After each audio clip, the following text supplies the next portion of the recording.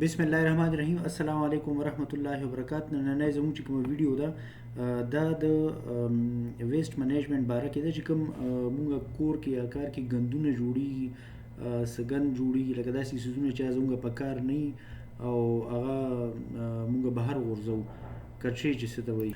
بطور مسلمان د حضور پاک صلی الله علیه و وسلم د حدیث شریف مفهوم دی چې صفائی نصف ایمان دی. دا صفائی به چې کوم دی څنګه راولو، دې باره کې چې کوم دی په څه کارونه کول پکار دي، په باندې مداسې یو وړه غوندې ویډیو جوړو. د ویسټ منیجمنت یا چې کچرې د ختمولو لپاره 15 قسمه سټپ دی. دې باره کې یو سټنډرډ دی ISO 14001. هغې کې دا ښودل شوي دي چې یاره تاسو به صفایي څنګه کوئ د کور کې او د کار په ځایونو کې. د صفایي لپاره ټولو ناول څیز دا دی چې هایرارکي اف کنټرول دی. دا د ختمولو طریقه دا ده چې ریفیوز، ریوز، ریډیوس، اپسایکل، ریسایکل او ډمپ. دا به زه تاسو ته یو وایم. ریفیوز مطلب دا دی چې اول خو تاسو کوشش کوئ چې کچره سره جوړه نه شي. د دې مثال داسې لکه اوس بعضې ځایونو کې داسې لکه تاسو ټي وي والئ یا ټي وي سره ډبې وي، نو هغه ډبې به مونږ کچرې کې غورځوو. بعضې دوکانونه داسې چې هغه ډبې تاسو نه واپس هلي. نو دې مطلب دا دی چې تاسو کچره ریفیوز کوئ، هغې ته انکار وکړو، هغه هم ورته واپس کړه. دا یو طریقه ده د دې ریفیوز کولو او د دې کچرې د دې واپسای کولو چې کوم دی. دې لپاره یو ټکي استعمالي سرکولر اکانومي، چې مطلب دا دی چې سرکل کې اکانومي دا چې کوم څیزونه دي په سرکل کې تاویږي او واپس وځي نه. د دې کچرې د کمولو بله طریقه چې کوم دی هغه ریوز ده. مطلب دا دی چې هغه څیز چې کم فالتو شي هغه تاسو دوباره استعمال کوئ. لکه مثلا کپړې دي یا بنینونه دي، پخوا نه زموږ عادتونه دي چې هغه په موږ باندې واړه شي یا زاړه شي، نو هغه غورځو نه، بلکې هغه د نور استعمال لپاره کشرانو یا نورو خلکو له ورکو. د کچرې درېیم کمولو طریقه چې کوم دی هغه ریډیوس ته، مطلب دا دی کمې راوستل. نو مطلب دا دی چې تاسو کوشش کوئ چې کچره کم نه کم استعمال شي. لکه مطلب لکه اوس یو ځای کې کار کېږي 6 میټره پیپ دی، تاسو 1 میټر په کار دی، نه یو کټ کوچ، بیا هم 1 میټر په کار دی، نو بل پیپ نه مې مه کټ کوئ یا شته وړوکي ټوټې نه چې کوم دی خپل کار وباسئ. نو دا رنګ به کچره چې کوم دی کمه پروډیوس کېږي.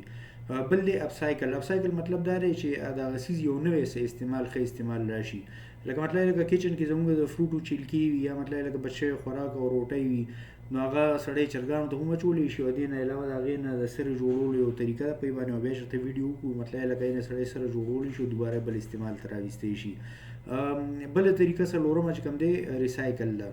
د هغې طریقه دا ده، مطلب لکه اوس یو سټیل دی یا مطلب دا دی یو پلاستیک دی، هغه د استعمال نه ووتو، یو جګ دی یا سټیل دی، نو هغه دوباره کارخانې ته لاړ شي او ریسایکل شي، یو نوی څیز ترې جوړ شي.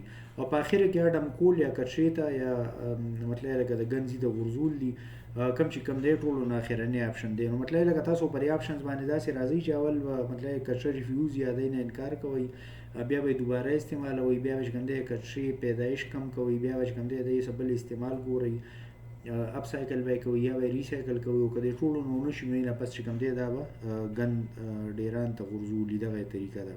خوږو ملګرو په بهر ملکونو کې د بهر ملکونو امتیاز اگزامپل زه کور کوم د دې دا مثال چې دا موږ دلته کې استعمال کړو، نو مطلب لکه موږ ته هم فایده کېدی شي.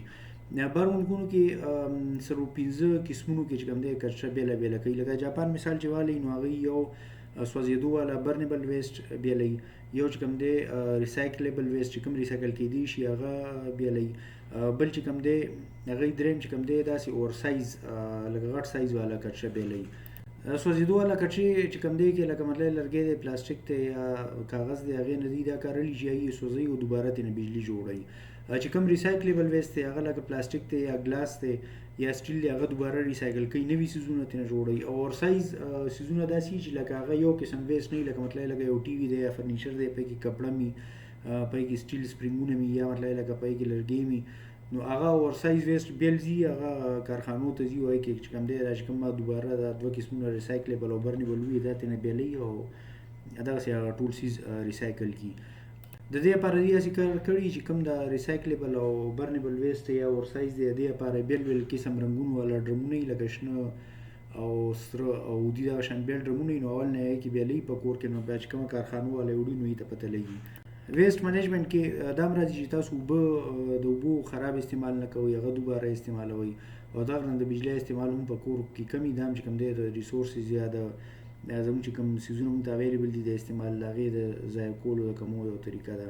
د دې لپاره که تاسو نور ډیټیل کې کتل غواړئ نو ISO 45001 hierarchy of control waste management ډېر ښه ګایډنس دی او یونایټډ نیشن سسټینبل ډیولپمنټ ګولز چې کوم دي هغه هم په دې باندې ښه رڼا اچوي.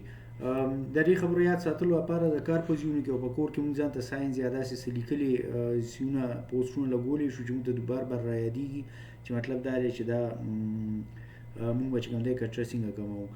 د دې لپاره نور چې څنګه مو ووایي د اوشا والا ویب سایټ دی یا د جاپان ویب سایټ دی د ویسټ منیجمنټ باره کې ډېرې زیاتې زبردستې دي.